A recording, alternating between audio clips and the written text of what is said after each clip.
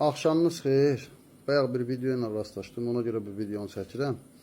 Bugün gilas bağlarında avqust ayında suvarmanın məhdudlaşdırılmasının mikrobiyoloji və agronomik faydaları haqqında elmi əsaslı, geniş və izahlı fikir təqdim edəcəm. Əvvəllər geniş şəkildə elmi mənbələrlə fikir bölüşürdüm. Deyirdilər, müəllim, biraz qısa çəkiliş eləyim. Mən də mövzulara qısa şəkildə toxunurdum. Baxıram, bilən bilməyən hərə bir şey paylaşır və bu prosesin mənasını, faydasını anlamadan insanlara yanlış tövsiyə verilir. Ümumiyyətlə, nə paylaşıramsa, elə bil fikir verirəm, ideya verirəm insanlara. Hamı başlayır həmin mövzularda ya əks paylaşımlar eləməyə və yaxud da yanlış məlumatlar verməyə. Ona görə məcbur oldum, mən bunu elmi əsaslarla paylaşım ki, insanlar bilsin ki, həqiqətən nədir. Yəni, bu çəkiliş həm tədqiqat yönümlüdür, həm də praktik tətbiq baxımından da geniş yayılmış bir tədbirdir. Yəni, dünyanın hər yerində.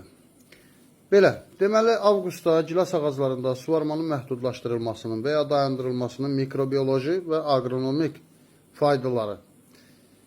Gilas bağlarında vegetasiya dövrünün sonlarında, xüsusilə avqust ayında suvarmanın azaldılması və yaxud da müvəqqəti dayandırılması, agronomik baxımdan məhsuldarlığın planlaşdırılması, mikrobiyoloji baxımdan isə rizosfer və endofit sisteminin tənzimlənməsi üçün mühüm bir agrotexniki tədbirdir.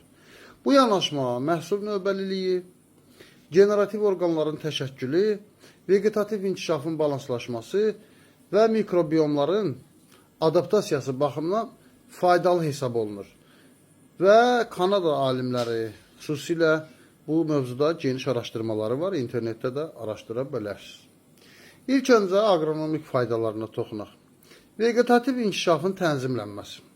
Avqust ayında davam edən suvarma vegetativ artımı uzadır, yəni suvarma aparırlar və yeni zoğların formalaşmasına səbəb olur. Bu isə sonradan odunlaşmanın gecikməsi və yaxud da şaxta zədələnmələrinə gətirib çıxardır.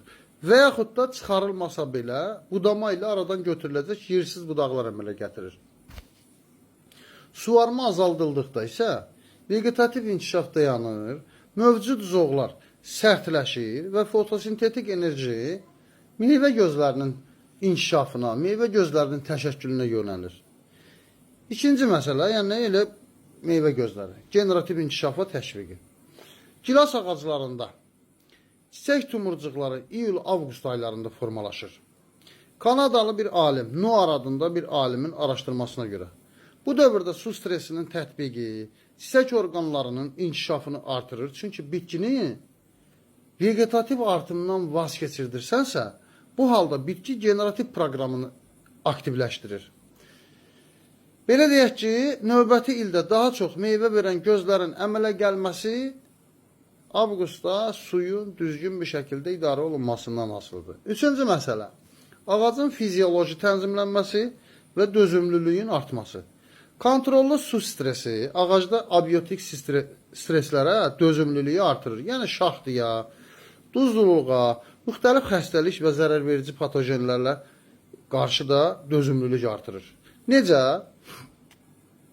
Stomataların tənzimlənməsi ilə, kök sisteminin dərinliyə yönəlməsi ilə, metabolik tənəffüsün azalması kimi mexanizmlərdə bu dözümlülüyü təmin edən köməkçi vasitələrdir. Metabolik tənəffüs, yəni hüceyrənin tənəffüsü.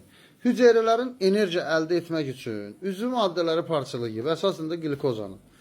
ATP sintez eləyir.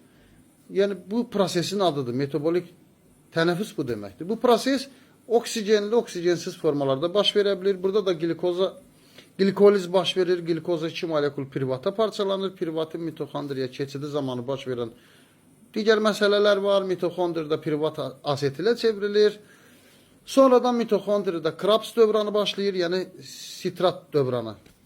Nəysə, yekunda 1 molekul glikozadan 36-38 molekul ATP əldə edilir. Bu bizim agronomik mövzularımız bitdi. İndi keçək mikrobiyoloji faydalarına. Birincisi,